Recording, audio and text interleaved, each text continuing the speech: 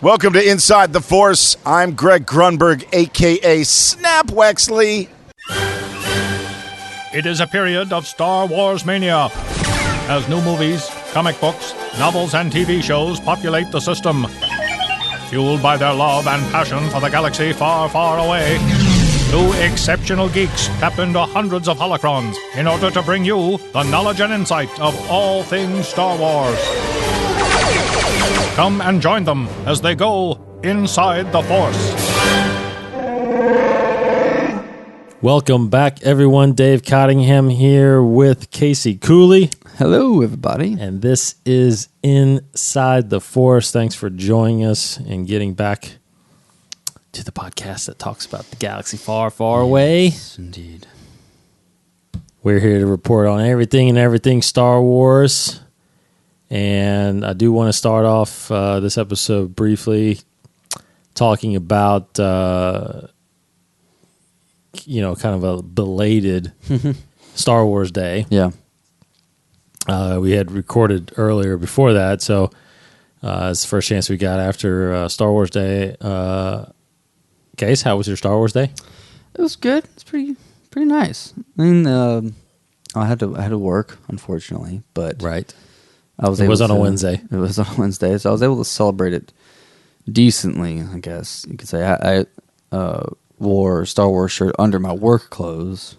Nice. I thought about wearing it over like my nice sweater, but I couldn't do that. It would stretch it out. But wore it underneath, and then I just for kicks and gigs during I teach 3 classes in the school day. So all 3 classes, I played either Star Wars music the whole time, whether or not they cared about it. Yeah. But there's also, I found this one thing. I don't know if I sent it to you or not. Somebody had put on, like, those just like nature sound CDs. People did you see the Dagobah one someone made? Like the sounds of Dagobah. Oh man, that's awesome. So it's like an hour and a half of like an exterior the swamp shot, sounds and stuff. Yeah, exterior shot of Yoda's hut and like the smoke and the flames from his chimney, and it's just the sounds of the swamps and the birds and and the monster and moving. It's really quite awesome. Yeah. So I just started playing that first thing in the morning. This is like 8:10, 8:20 in the morning, and my students are just like, "What is this? What's happening?" I'm like, it's the sounds just to help you work. It's just nice soothing sounds of Dagobah, to help you relax and do your projects today. Then I switched to John Williams music, and that was nice too. So, and then I just started watching episode 3 when I got home. Started watching some other little Star Wars things here and there, but yeah, it was a good day. Yeah, I had a busy day at work too, which sucked because I told everybody else to wear Star Wars shirts, and I had to dress up for a meeting. I had meetings all day that day. But the thing about it is the night before and that day, I really thought about it. I thought about Star Wars Day. Yeah, and I think it's strange because we had talked about before on the last episode before it happened was just how much that day has become more and more popular, more and more part of not just the America, but the world. I mean, everybody's celebrating Star Wars Day. And it's become just a phenomenal thing. And I was, as soon as I got home, I put on, my daughter hadn't, it was time to watch episode 6, so we threw in Return of the Jedi, and that was playing, and I ended up playing some Battlefront that night, so it's like, I took it in as much as I could, but it's just amazing to me, and throughout the day, especially on Twitter, and everybody's talking about it, and people at our workplace was talking about it. It's just, I don't know, it just really. It's just a really special day now. Yeah. And I'm glad that it's become a more common thing. And I mean, it's just great. I had one student. He said this is what he didn't come to school, but he didn't come to school on the 4th, or the 5th for Revenge of the 5th day because of Star Wars, but which surprised me. But absolutely, it's. Wait, he stayed home He because stayed of home Star because Wars that's what Day? he says, and it probably is true, whatever. But he probably didn't need much of an excuse to skip school. But Yeah. that's cool though. I mean, if Yeah, anything, very. you know, I would, if I had the gonads, I would have probably done that and just watched Star Wars all day. But I could not do that. No. And we're in the middle, the workplace, we're in the middle of moving. Yeah. But I know for sure next year that's what's going to be on the televisions all Yeah. day is Star Wars, nonstop. Are you gonna have like an intercom system throughout the office? We're actually talking about that. I don't know yet, but that would be Play playing it some throughout. music. That would be insane. I don't know. I don't know how we're gonna do that. I yet. should have brought because What we are going to do though, for sure, is we're going to do we're putting a digital projector in the Okay. studio. Oh, So actually, that's probably where we're going to play it. play on Have the the cycle movie- or something like that. It's like IMAX or Exactly. Omnimax there. We're going to put a big ass That's great. digital projector, be Yeah. able to hook up to the ceiling Yeah. and put a little sound system in there. Mm-hmm. So yeah, Star Wars Day. As long as it's not rented out or anything, that's what's playing all day on May the 4th. Yeah. Yeah, I should have brought like a lightsaber to work. I could have done that and gotten away with it. One teacher, a veteran teacher, he's a huge Star Wars fan. He has like this really good like vintage looking Vader helmet and gloves, and he like just kind of a little scared me just a little bit. He kind of walked up behind me. I just turned around and saw him there. He had just this Vader helmet on and his gloves. It was really cool. But because other teachers celebrated it as well. Okay, so with Star Wars Day, though, I guess like many of you, I think out there, we but we kind of thought that there would be a lot of announcements or something. Yeah. There really wasn't much. The only thing I think we got was the announcement of Which Celebration. was a big surprise. Was a big surprise. Yeah. So it has been announced that Star Wars Celebration in 2017, next year, April 13th to the 16th, will be back in Orlando, Florida. Great. Which is fantastic because it's on this side of the country for us. Yeah, and it's a great place to go. It is. Great. It is. Great convention center. Yeah, they had it for 2 years in a row there when we went, and for Celebration 5 and 6, and loved it there. Yes, I mean, yeah. loved it there. I went to 4 in L.A. Didn't, and 4 was. We only went for a day, so I didn't do the paneling and all that. A lot. We kind of pass out our film and and kind of we did some things, but 5 was when we really you went to 5 and 6, right? Yeah. 5 was really the first time we sat in line for everything because that was Lucas. Yeah, we camped out. Yeah, And just went to as much stuff as we could. 6 was even better because Clone Wars. Oh, yeah. The Blu-rays. The Blu-rays came out then and all that stuff. So, and then of course we went to, well, you didn't, but I went to Celebration Anaheim, which it was good. Definitely, the Anaheim Convention Center was to me, in my opinion, better than the Los Angeles Convention Center. There was a lot more. It felt like everything was closer. It was, it was bigger. Definitely, it was. I mean, this convention center was like 4 or 5 floors, and they had every piece of it. But and that holds a little special place too because that's the season 2 premiere of Rebels we watched there, which was incredible. Yeah, had a good conversation with Leland Chi and stuff like that. So very cool, but I felt far. Obviously, I felt far away from home, and the time change. 3 hours behind us. Blah blah blah blah blah. But anyway, Orlando. Yes, I'm glad they because I was kind of afraid that they were going to do it in Anaheim every time. But seems like they're going to switch it around. So it's in Orlando next April. Tickets go on sale actually in 13 days. 12 days. If you're listening to this on the day it comes out, the 13th. But yes, May 25th at noon Pacific. So that's 3 p.m. Eastern Standard Time. So Wednesday, I believe. Yes, it is on Wednesday, May 25th. So that's good. I'll be won't be working that day. So you won't be. That's right. I'll be right on the we're gonna tickets. Now I think decide, are we going to try to get some VIPs here? I'll have to just see how much they're worth. I can't remember how much. They're about $500. Okay, then I might not do that. I'm going to try it. It's so hard to get them because there's only 250 of them. Yeah. So I don't know if I'm going to be able to get it at that time because I'm sure it's going to be bogged down and whatnot. Yeah. But I'm going to try it. I think me and Charles are going to try it this year. And really, for those of you that don't know or have never been to Celebration, so there's only 50. So there's 50 Jedi Master badges. Now those I don't even think you can buy. I think you have to get those somehow, right? Yeah. Because right now it just says like what's on sale is going to be the 4-day, the single day, and VIPs. And what I mean by the VIPs, I think the only ones that they're selling actually are the Jedi Knight badges, which there are 250 of those.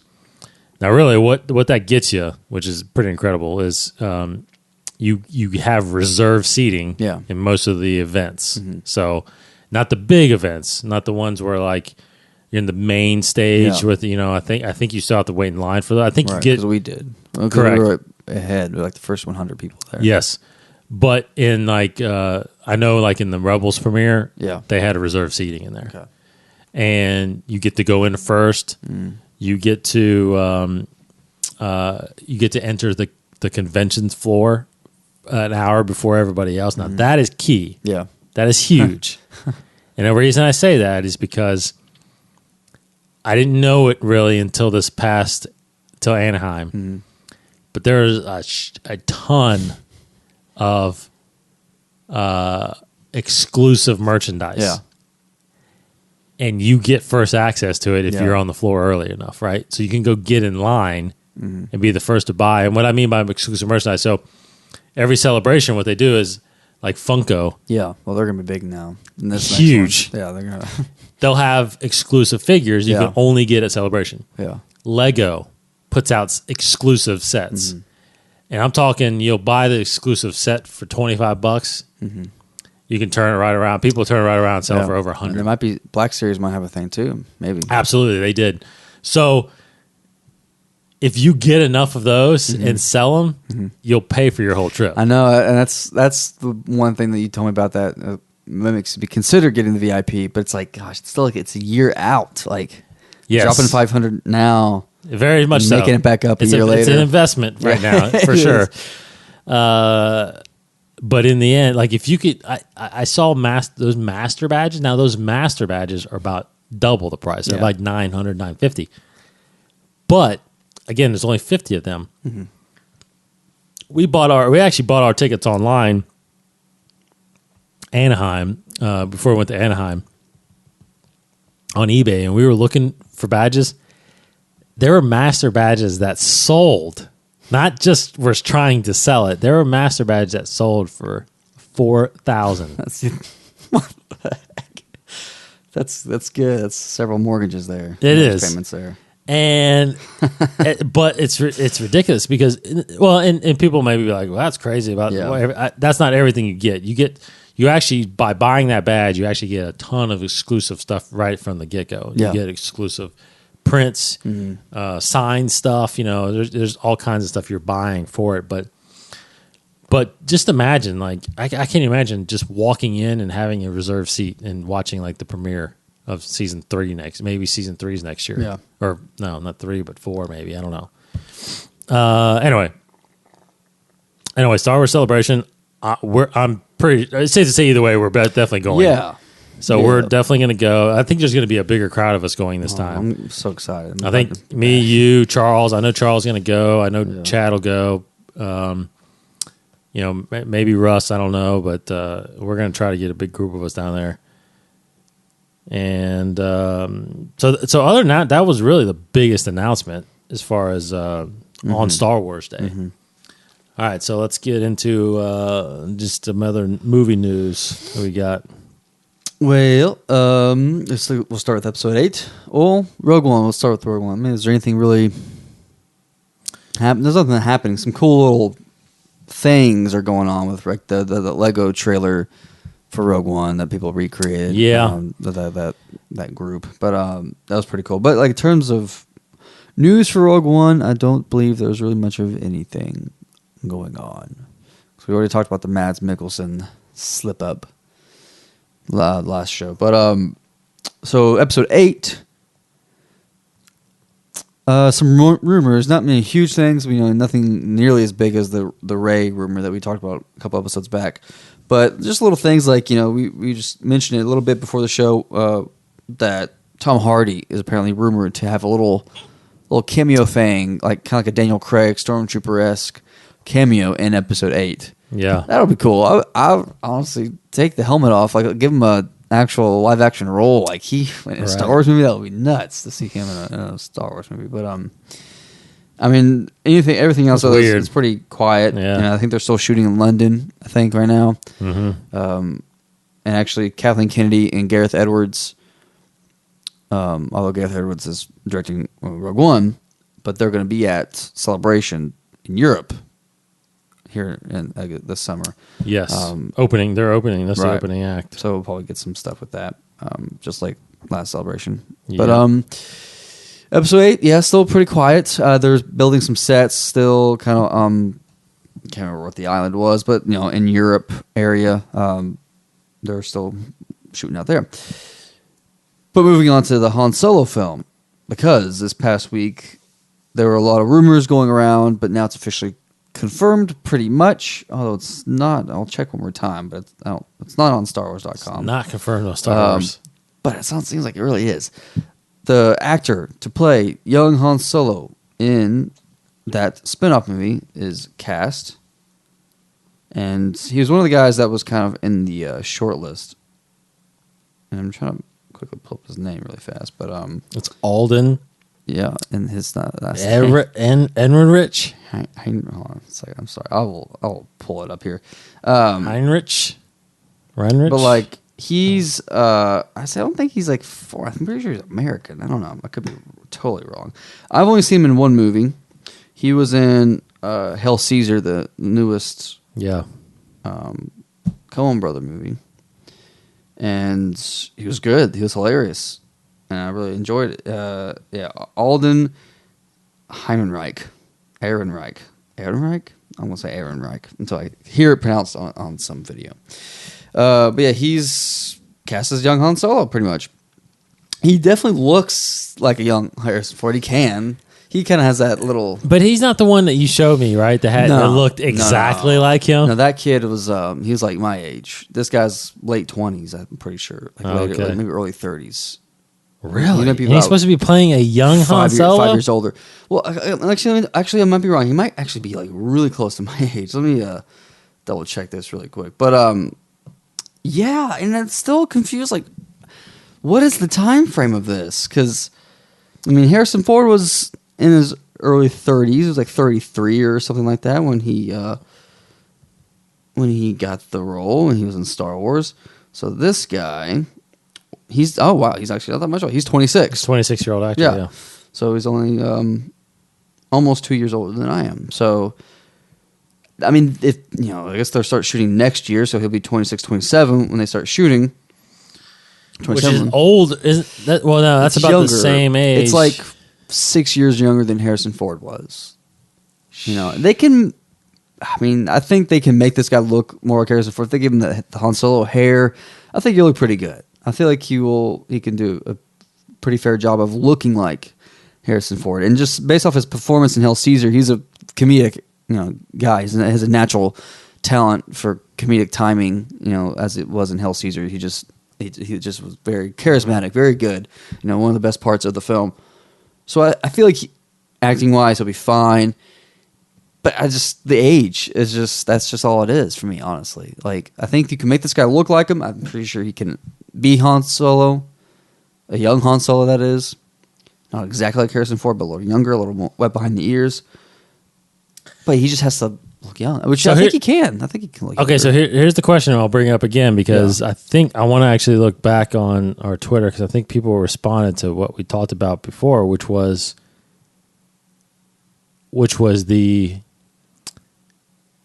digital recreation of Harrison Ford's face. Yeah. Now, we saw Civil War last week. Oh my gosh, yes, I'm glad you brought that up. With a young Robert Downey Jr. Just do a young Harrison Ford. No, Is it possible that this guy may do the gestures like him, and that's why they casted him, and then they will put a young, because I would be all for that. Well, if they can make it consistently amazing, like how that young Robert Downey Jr. looked, that was eerie. It was, and if you take it back to Ant-Man, young Michael Douglas looked pretty damn good too. Yes. Do you remember that? Yes, he did. I mean, he looked, because I just actually watched Ant-Man like a few days before we went and saw Civil War, and I was like, I forgot how good that looked. Yeah. And then when he saw Robert Downey Jr., I was like, what? Like, I'm sitting there trying to look at it. Even his voice was young. Yeah, the voice. And I'm trying to think, like, did they just put makeup on him, or is it? It looks like it's digital. Like, it does seem like it had like a digital way about it, but yeah. My question was it Robert Downey Jr. that was doing the acting? Because the body was obviously a young man. Correct. Because they could have done like a Captain America type thing. So they had like a double, and they also shrunk. Yes. His body digitally or something like that. I think they did. No, that both. that was his body. Yeah. And they put they put Chris Evans' face on someone else's body. Yeah. So that's what I'm saying is did somebody walk in there and have the dots on his face, and then they put Robert Downey Jr.'s face? They shoot the scene twice, basically. It's like, well, that I don't think they had to do that. Really? For some reason, maybe they had to 3D rendering of his face. That's what I think it was. Just like Maz Kamita, how she acted it out, but then they just digitally put Maz's face on. I'm just looking at this picture of the guy. I think he can look pretty good. He can do the expressions, I think. Still, it's not Harrison Ford, though. Harrison Ford, no. But like, you're right. I mean, I think he looks just enough like Harrison Ford where they could do a little digital makeup there. You know, I don't know if they'll do if they can just pass it off with like a Looper style thing, because Rian Johnson. Well, he's not directing this one. Gosh, I'm getting mixed up in my directors and Star Wars movies, which is awesome to say. But like Looper, where they kind of did some prosthetics for Joseph Gordon-Levitt to look like Bruce Willis. You know, for one thing, they have to put the scar on his chin. I think that's a hands down thing you got to do, unless you show him how he gets the scar, like the Indiana Jones Last Crusade kind of thing. But I think I would be for it. I would hope they've had talks about that, because Dave Franco talked about how when he went audition, he wasn't sure whether or not they wanted someone to look like Harrison Ford and act like Harrison Ford, or just do their own thing with Han Solo, and he wasn't casted. So it seemed like that they're trying to go for someone who kind of looks and acts like how he does in the movie, and that kind of proves it with this, because I think this guy out of every potential, out of every candidate, there were like 2 or 3 guys that really looked like Harrison Ford, looked enough like Harrison Ford. He's one of them. So I have to feel like that they are trying to go a little bit towards that. Let's find somebody who looks a little bit like him, who is a good actor. Maybe they can add a little bit more to him. So, but it's not Harrison Ford. But it's not him. I mean, it's not him. Again, I'll say it, and I think actually I found responses to. Well, we actually brought it up on the Tarkin issue. Right. If Tarkin shows up, do you put Peter Cushing's face on somebody? And people, some of the people responded to us saying yes, they would be all for that. And I'm telling you, I would be all for. I don't care. Obviously, he's going to be the star of the movie. I don't care if he's in the entire movie, every scene. You got to use Harrison Ford's face. Yeah, I mean, it's just gonna be so hard to watch a movie where they basically recasted Han Solo. I mean, that's what they're doing. Yeah, is they're recasting Han Solo. But like, because this guy is young, he has a young looking face too, pretty fair face. They can maybe make him look younger. Like, I don't know, would that think that would be better if they just made him look like he's 16 years old? I mean, yeah, I guess he's short. He is a short actor, and he has a young face. So I feel like that they could possibly do that instead. But that's just that was the one thing about like Lucas had was that once they created a likeness of somebody, it just that was it. Yeah. Well, I mean, that's, for example, like the whole Captain Panaka thing, right? Episode 1, he didn't want to come back. So, of course, they didn't recast him. They just hired a different guy and called him Captain Typho, right? So, you just don't have two guys that look differently for one, especially a major role like this. Mm-hmm. You know, a major role, arguably one of the most iconic roles in Star Wars. Period. So, trying to read through here. Just I don't know the process of how they did that with Robert Downey Jr. But it's just essentially photoshopping, airbrushing his face, but in video. Oh, so it's actually him? I mean, it's his face. They have footage of him performing, at least with the face. I'm trying to read through the rest of this really quickly, but I mean, that's definitely not his body. That's a young man's body. I know, yeah, I totally agree. But it's most likely, I would say it's pretty much identical to how they did the first Captain America, but the technology is just that much better. Because first Captain America looked pretty good, but you could always tell a little bit of the digital pasting there. But Chris Evans they're not making look that much younger in there, I don't think, right? No, it's just they're using his face on someone else's body. Yeah. But they're knocking 20 years off somebody's face, and they could easily do that for Harrison Ford. I mean, they could. They got plenty of pictures of him. Yeah. When he did Star Wars, so it's like just use that and make a rendering of it, and I say that like it's easy. It's like.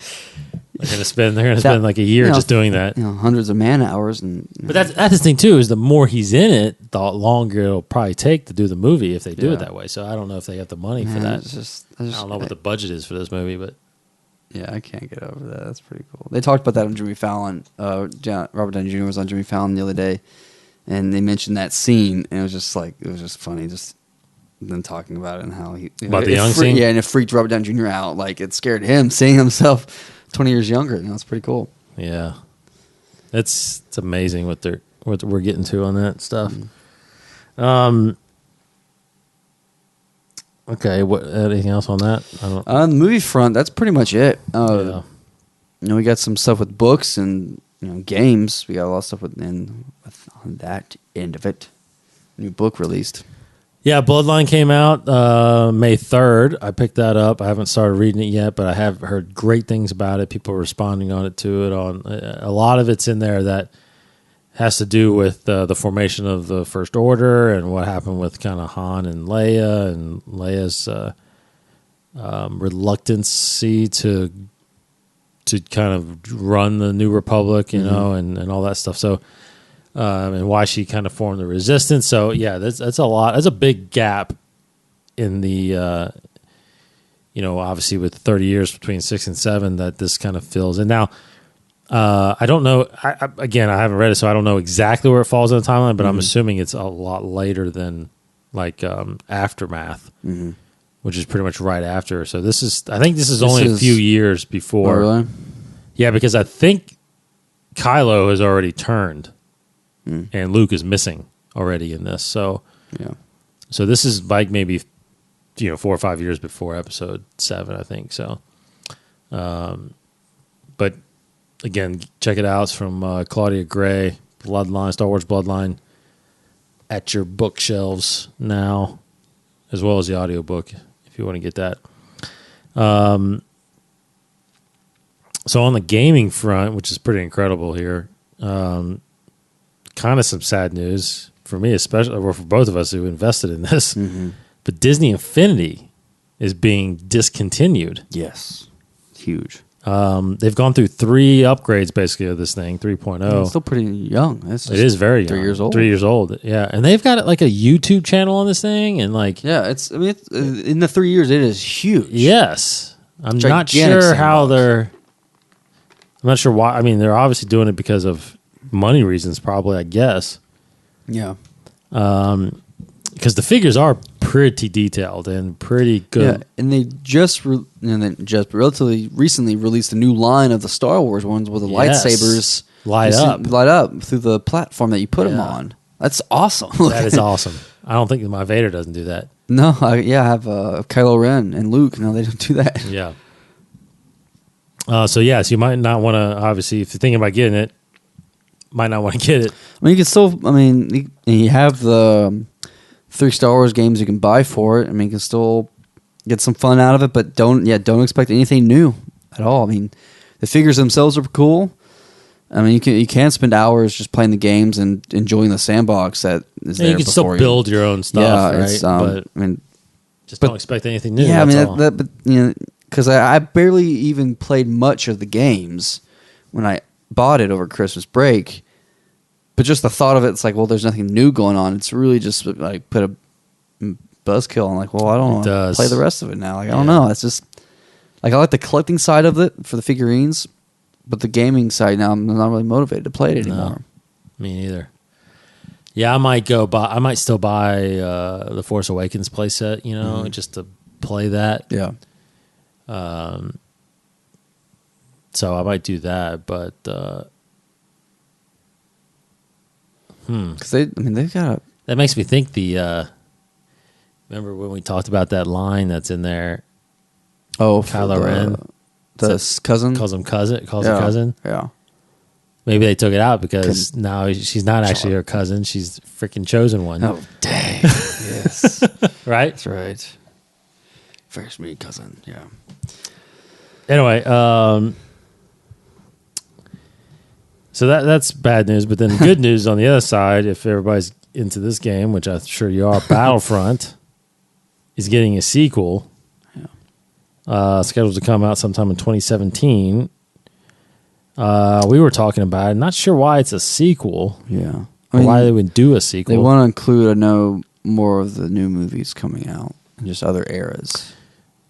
Which is weird that they don't just update the current game. Unless they just... But they might be making it better somehow. Yeah, just the technology won't match or whatever, won't be compatible with the disc and the file that you have currently. So, yeah, it's interesting. I feel like it's a quick turnaround as well. I know they can pump out these games faster now, but like just the amount of time I feel like it took to make the first Battlefront. Yes, it was a long time. Yeah, that's partly kind of what I'm thinking too. Is it took so long to get those details and create those. Now the second one might be a little easier because they have the engine. That's true. Yeah. So, but yeah, maybe we're talking about more Force Awakens stuff. Maybe play with Kylo Ren. That's awesome. That would be awesome. I just want, what I want is, I want a canon campaign game. Yeah. Star Wars campaign game. Somehow. Maybe we'll get that with Battlefront 2. Maybe. Because that was a big complaint about the first one. But they also mentioned that they're going to be releasing a new game pretty much every year. Yeah, the same company. And I mean, they're not released yet what they are, but they basically have, I think they're maybe trying to correspond it with the movie releases, but I see there's one, not one this year, starting next year, right? Battlefront 2. Battlefront 2 will be 2017. And then you got, more games coming in basically once a year for a few years after that. So that's pretty good to know. I guess it's EA that's the one doing this. EA is basically like their big thing now. Because another kind of piece of news with the game is that the Disney like video game, subsidiary, whatever, for Star Wars. I forgot what it was called. Gosh, my iPad's freaking out here. It like basically shut down. They're basically sticking with EA being like EA and Legos being like their biggest video game publishers now. But this says that this does here says that Blake Jorgensen, who's EA's chief financial officer, said that EA's Star Wars games will incorporate material from the anthology films, which include Star Wars Rogue One and the untitled Han Solo movie, as well as the main Star Wars episodes. So that's what they're doing with these games, I guess, is adding more of the new coming stuff, like you just said. So cool on that. Cool. And then you mentioned already the opening of Europe celebration with Rogue One. Get some exclusive stuff. I'm sure probably new trailer. Definitely think a new trailer. Yeah. Obviously, the cast will probably show up there because most of them are British, probably. Yeah.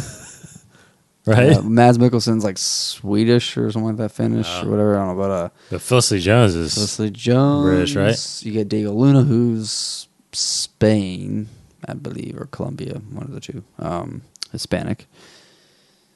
And yeah, I mean, not many Americans in that Star Wars movie. Ben Mendelsohn, he's Australian. Or You New imagine? Zealand. You just think what we're gonna see at Celebration in Next year. 7.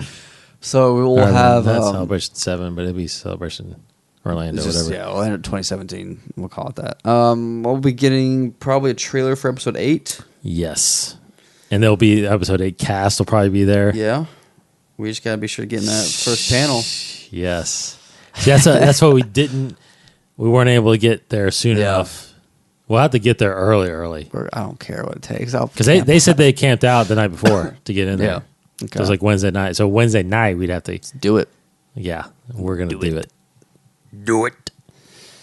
Awesome. All right, so I guess the next bit of talk we got mentioned. I was surprised. We were both surprised to see how you texted me about this. But Lucasfilm has officially started the Star Wars show. Yes.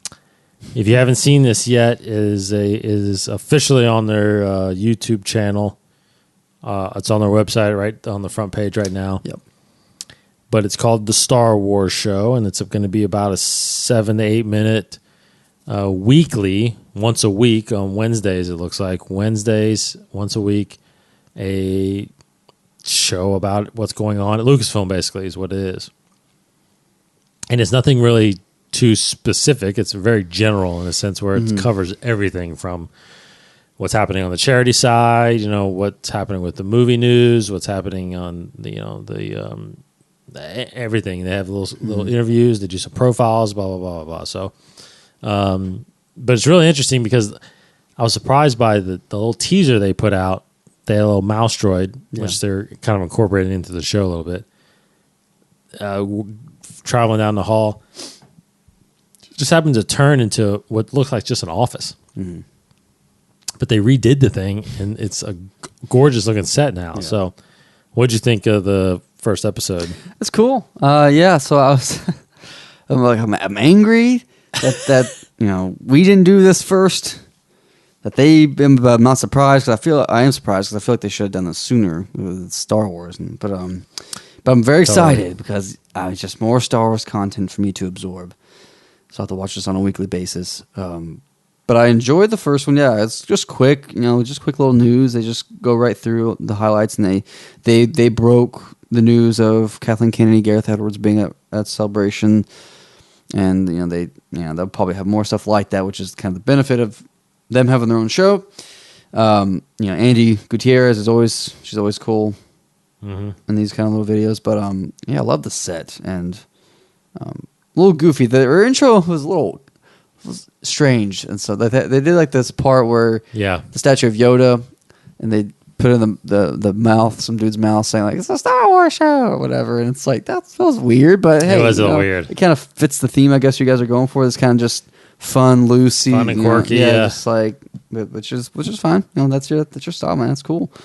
And they had this cool interview set that they have here on the couches, and they have this other set, probably in the same room, where they stand up and have all these toys surrounding them. So I think it's the same room. Very very similar to our style of it is very production similar. Value. So I texted Chad the set, and I was like, I mean, it looks like Gotham, just with different.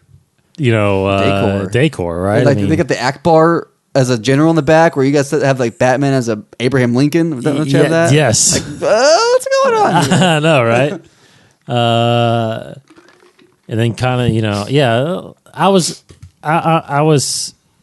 with you, and I'm not. Obviously, we're in the middle of talking about doing a lot more Star Wars content on our stuff, and you brought up the fact that it obviously it helps that there is something official that, especially people like us that are doing Star Wars shows, podcasts or shows, news shows, whatever.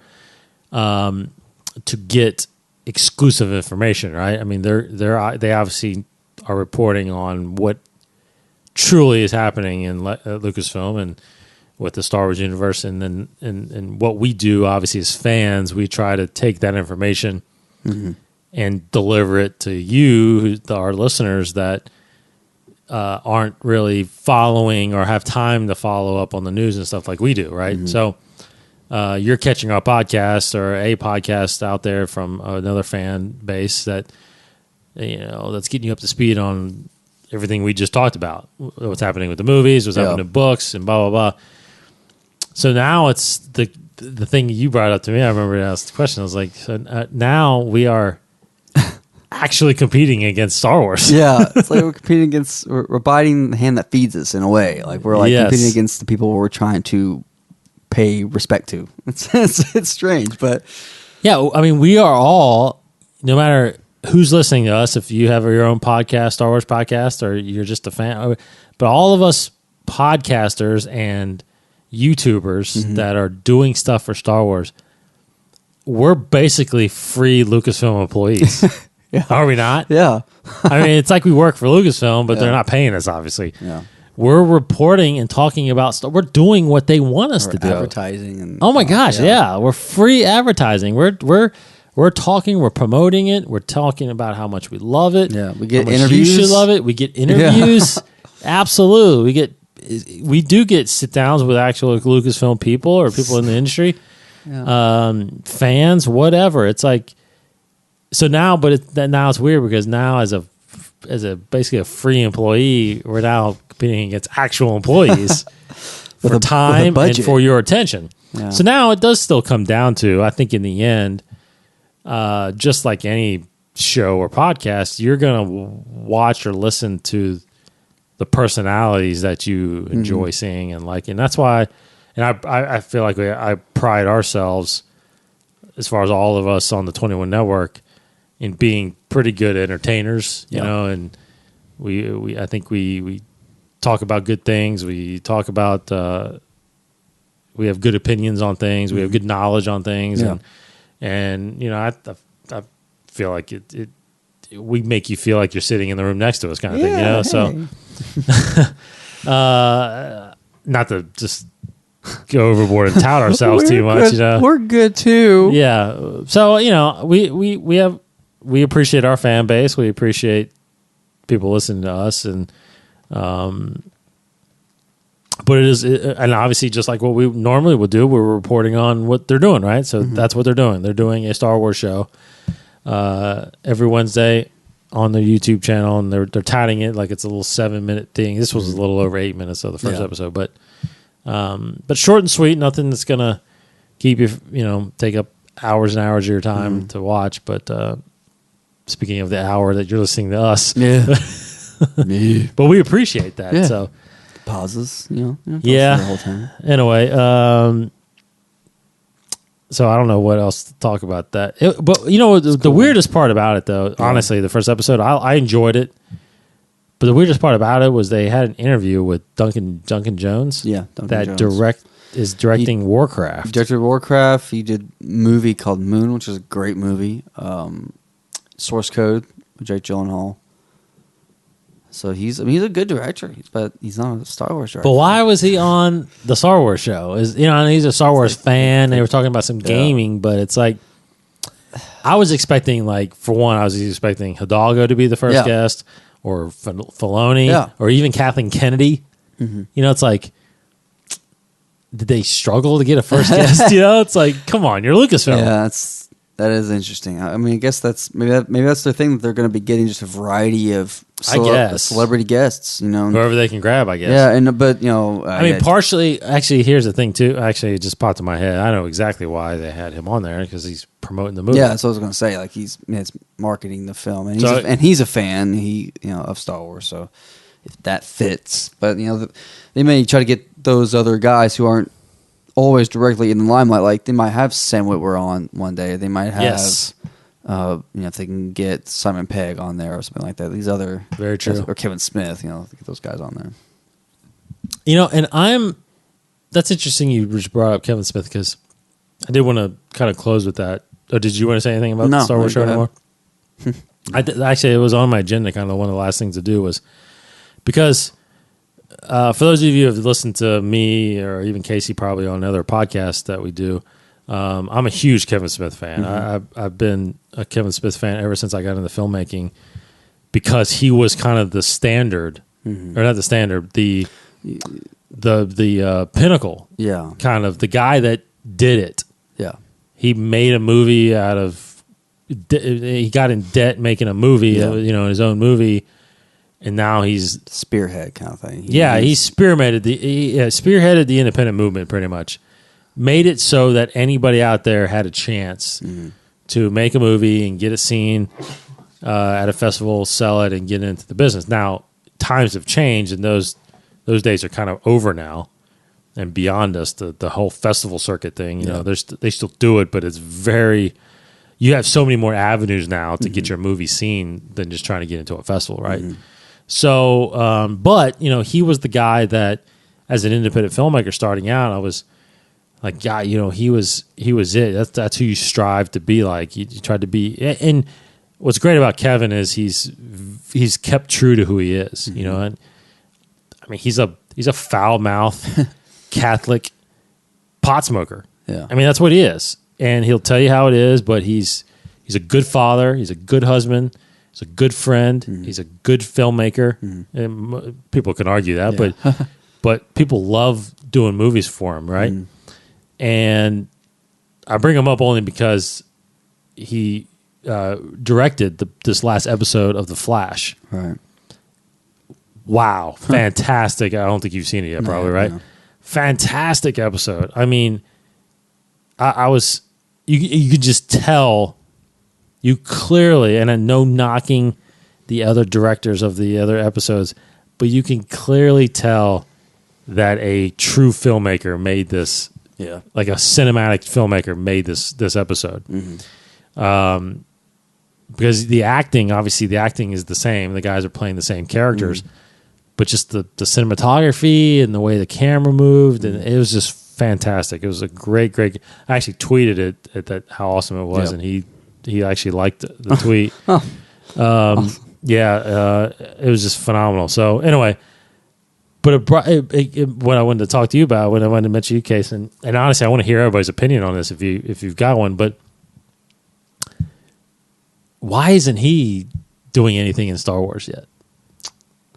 You know what I mean? I just don't know if the studio would let him. I don't know, just because of his, maybe because of his personal, because of who he is, probably. I mean, but it wasn't his story though for an idea for a Star Wars movie to be like basically like a Star Trek time travel, like Boba Fett going back in time and wiping out all this. Like he explained it in one convention, like his kind of big Omega plan. He probably said it kind of in jest a little bit, but yeah.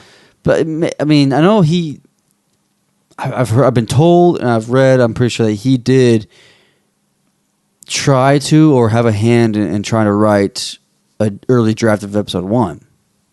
Or he was trying to get involved with it somehow. Huh. And it just, of course, it didn't pan out. So either he tried to reach out to him or something like that, and it didn't really happen. I don't know. But I've heard that. I know I've heard that from people. But I don't know how much the detail true it is, but I think it's just because of who he is. I think because he makes Jay and Silent Bob, he makes Clerks, which is not necessarily indicative of can he make a good Star Wars movie, right? But that might be what it is because it's the studio and they're so worried about and I'm not so I don't know, and I'm not so I'm not saying that he should do a Star Wars movie, but just somehow involved, when a guy, because like a producer. Well, yeah, I mean, to be honest, like the reason he got on The Flash was he has been a huge comic book guy all his life, right?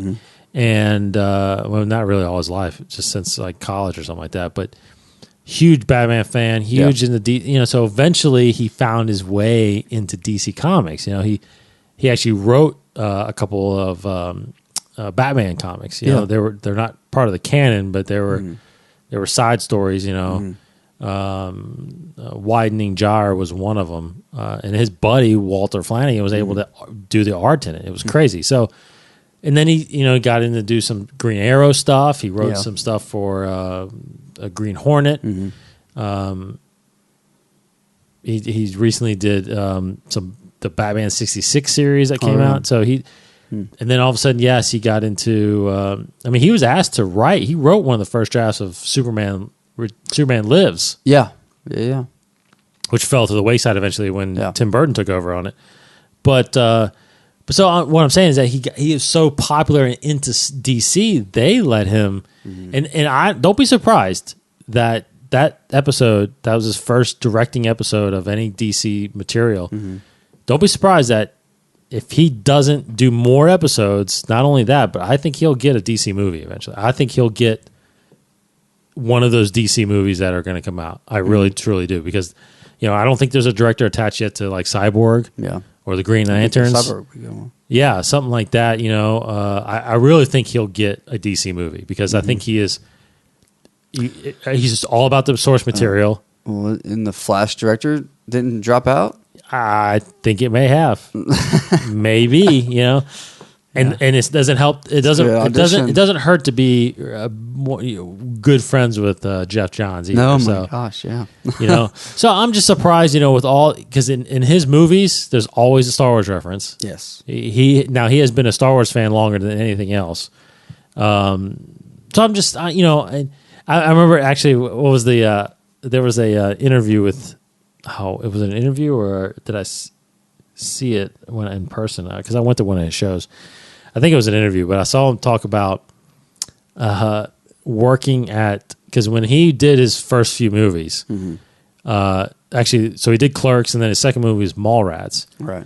And then his third movie was Chasing Amy, and and he said Chasing Amy, actually, the soundtrack, the mixing was done at Skywalker Sound, and because he got married there at Skywalker Ranch while he was doing the mixing. It was funny because he had just been dating Jen, his Schwabach, his wife, and I guess it'd been about a year or so, a little over a year, and they were there, and they just happened to say, "When are we ever going to be at Skywalker Ranch again? Let's just get married here." And they literally called somebody up and got married right there, and they had two witnesses that were Lucasfilm employees or something like that. Anyway, but he told the story how, because I think someone asked him, "Have you ever met George Lucas?" Yeah, and he said, "Not really." But I think he knows who I am. And he said this because while he was at Skywalker Ranch doing the movie, he said it was so weird because people knew Lucas was around, but no one knew where he was. Like he just kind of wandered around, And this was I think this was the time when he was writing episode 1. This was like 97, 98 or something like that. So he said occasionally I'd go to the cafeteria and eat something, and I'd see some people I'd kind of recognize, blah, blah, blah. He says, but then one day I saw George Lucas sitting there eating lunch, and he's like, I was kind of freaked out. I didn't want to go up to him and over there, and if I remember the story correctly, I think he said that when he got done with lunch, he got up and walked, and at the same time George got up and he walked right by him, and he said he stopped him and said, "Hi, George Lucas, I'm Kevin Smith," and I think he said he shook his hand and said, "I know who you are," and then just walked away. That's just like, and that was it. I know who you are. Yeah, I think that was it. That was I want to say that I don't know if he's ran into him since, but yeah. But it's crazy. Yeah, I guess I'm kind of answering my own question a little bit. I guess is that he's not really in at Lucasfilm, and I guarantee he's not really in at Disney. Yeah. So it's probably going to be harder. So but I do think, I don't know. I mean, if ever there's a live action like Netflix series or something like that, could he do some episodes on there? I mean, I'd see that's possible, especially if it's an underground thing. I was really about to say that, the underground. Mm-hmm. Like with the bounty hunters and stuff like that. I mean, he would cry. He's a softie. He would cry the whole time he's on set, man. He would do it. Yeah. Have you seen? There's a video of. If people haven't seen this, you got to see this. Google or go on YouTube and Google Kevin Smith watching the season finale of The Flash. Yeah. You know what I'm talking about? Have you seen the season finale last year? Yeah. Where he goes back and tries to save his mom and all that stuff, and he talks. Yeah. He is like uncontrollably crying. It's crazy. Yeah, he is such a softie. That's a good episode, yeah. Anyway, I'm a big fan of Kevin Smith, so I would love to him. I think he would treat Star Wars like we would treat Star Wars. Yeah, I think so. I really do. I think he would do a good job. He would do it justice. He would obviously he would do what he's told because there's canon he has to follow. So anyway, all right. So what else? It? That's pretty much it. Pretty much it. Yep. All right. So we'll be back next week, of course, as we get closer and closer to Rogue One, which is at the end of this year, obviously. Of course, Celebration is coming here in July in Europe. That will kind of give us, I'm sure we'll get us all kinds of new news. And then, of course, I wanted to see right here. I'll tell you exactly how many. Countdown to Rogue One. 217 days. 217 days. That is not long. Yeah. Until we get Rogue One, a Star Wars story in theaters. Of course, again, like I said, May 25th this year. Tickets for Star Wars Celebration Orlando 2017 for April 13th, 16th. Get those tickets because you'll see us there for sure. Yep. All right, so before we go, let's do a little profiling here. What we got here? Next thing, location, right? I got the Jedi Temple, big old double spread here in the book of Ultimate Star Wars by DK Publishing. So I'll talk about Jedi Temple. Although you should know a lot about it, but there's a couple things here you might not know. So, for thousands of years, the Jedi Temple's been home for the Jedi Order on Coruscant. So you may not have known that, for instance, like this particular temple on Coruscant has been the home of the Jedi Order for thousands of years. There's other Jedi temples all around the galaxy, but it's not the first temple, obviously. This is not. No, you're correct. This is not the first temple, but it's the one that's been the Jedi Council, the Jedi Order, all that stuff. It's where the training, all that stuff is happening. Dormitories, where they live, cool stuff. It appears in episodes 1, 2, Clone Wars, episode 3, and episode 6. It is in episode 6, if you guys watch carefully. In the celebration scene of Coruscant, at the very, very end, you see the temple in the far back. Although it's known as something else, which I will mention in a second. So this is where the High Council chamber is, where the Jedi Council, which is a total of 12 members, they serve on the council. They sit here. They monitor the galactic events. It says here they contemplate the nature of the Force. They give out the Jedi missions and they do all that stuff. And it actually says here they also determine whether prospective Jedi candidates are worthy of training, which is interesting because that means they see a lot of kids come through and they have to see each individual one and figure out if they're ready for training or not. And that's enough for that little part. And then let's move on to, so there's the Council Chamber, there's Jedi Archives, which you saw in episode 2 and a little bit in episode 3, where this is, this incredible amounts of data. It says they're stored electronically, holographically, Jedi Archives. Potentially this is the biggest source of information in the entire galaxy. Thousands of years, Jedi, all their adventures, all their travels, will collect all this data of worlds, creatures, just events of the galaxy, and they store it in these Jedi archives. Countless amounts of data, except it doesn't have Camino on there. Apparently, it was removed. Jocasta Nu is the guardian of that library. She's the chief librarian of the archives. And then the talks here about training the young Jedi, which you actually get a lot of that information during the Clone Wars episode. The younglings, what was it? What's that arc with the younglings in Clone Wars? What was that called? The initiate trial, the gathering. Yeah, talks a little bit about that here, where they're called younglings, but something I actually didn't. Maybe I probably knew in the episode, but I forgot. But the younglings are also grouped together in groups called clans, and there are at least 10 different clans undergoing instruction in the ways of the Jedi under Yoda, basically teaching these clans of younglings. Each clan has about 20 younglings, ranging from 4 years old to 8 years old. So it shows you how young they are starting to train. The 8-year-olds, kind of probably working their way out of the younglings into the Padawan, hopefully. Mm-hmm. And then, Anakin is the only one who actually skipped that youngling stage, went straight to Padawan. And it talks about the temple siege and about how all the younglings were killed in that.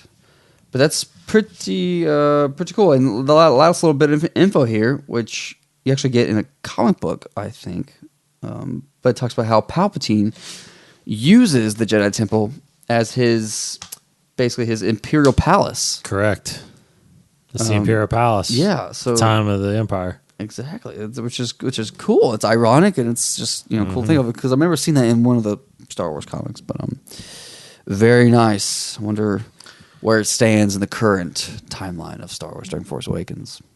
Correct. So in Star Wars, absolutely everything you need to know from DK. I'll just hit on a little bit of the Jedi archives here from the temple. In this book, there's a section about the Inquisitors, and it says here, the Inquisitor is in the Jedi archives. What could he find there? So this is what you can find. This is canon. This is what you can find in the Jedi archives. You can find historical records dating back thousands of years, maps of the entire galaxy, scientific, mathematical, and astronomical journals, engineering and technology documents, Jedi records of the Sith, details of geography and cultures of the galaxy, knowledge about zoology and botany of the galaxy, secrets about how the Jedi used the Force, and, of course, biographies of Jedi and their identification details. So that's pretty much what you can find in the archives of the Jedi. Just about anything you want. And I'm assuming, I don't know for sure, is this the only place that the Jedi archives are? I'm going to say at least the biggest. Probably. Yeah, definitely the biggest. Because it's the headquarters of the galaxy. Yeah. I'm assuming that's the main location for the archives and the holocrons and stuff like that. I can imagine that they don't have information that other temples would have. I figure that they have absolutely everything. Yeah, I agree with that. Yeah. That's cool. All right, that'll do it for this episode of Inside the Force. Thanks for hanging out with us. Come back next week as we give you up to date even more so. I will mention that we got some comics that I'm sure they're out there that we'll get to. I think Poe Dameron came out. Number 2 came out, so we'll kind of get some reviews and read some of that stuff. I do want to get somebody on here. I'm going to try to get somebody on here next week that'll give a full review that I know has already read Bloodline. So we'll get you a spoiler-free review of that, because he can probably mention some things that obviously we haven't mentioned yet in the book. I do want to mention, if you collectors out there, on Disney Store, I don't know if it's sold out or not yet, but they've released, on Star Wars Day, they actually released a brand new figure, which was the Boba Fett prototype Elite Series figure. I picked one up. I'm staring at it right now. It's awesome. It's right behind me. It's staring at Casey actually right now. Actually staring at me. Yeah. But they released some cool Boba Fett toys that day. Had some big sales and whatnot, so hopefully you guys got some of that. All right. So, of course, we're at InsideTheForce.com, Inside the Force on Twitter, Facebook. Casey over there is Kryptonian1138. I am D Cottingham21 on Twitter. Give us a follow. Let us know how we're doing. Let us know if you have any questions or comments about what we talked about today. All right. And again, we'll check you guys out next week. For Casey Cooley, I'm not afraid. You will be. You will be. There you go. Nice. Yep. Try. That was a double quote, actually. It was a dialogue almost. It was a dialogue. There, wow. I'm going to advance it. An exchange. One day I'm just going to quote like a whole scene of the movie, probably. Probably. I'll tell you one thing we got to do, and we're going to do it soon. We'll promise a commentary for episode 7. Yes. Absolutely. We actually got some comments. Somebody actually went just recently, just over the weekend. I think someone was watching all of our commentary because he replied, commented on all our commentaries out there. So we have commentaries out there of all 6 movies. If you guys want to check it out on a YouTube channel, 21 Network. So go get on YouTube and check that out, and then we'll get you episode 7 here soon. I've seen it several times since I've bought the Blu-ray, so I'm ready to go. Yep. All right, guys. Thanks for listening, of course. And we appreciate all you're doing. He's Casey. Goodbye, everybody. I'm Dave, and may the Force be with you. This has been a production of the 21 Network. For more great podcasts, visit 21network.com. To view additional content, subscribe to our YouTube channel at youtube.com/21network. Follow us on Twitter at 21network for the latest news and updates. The 21 Network, for the fan and all of us.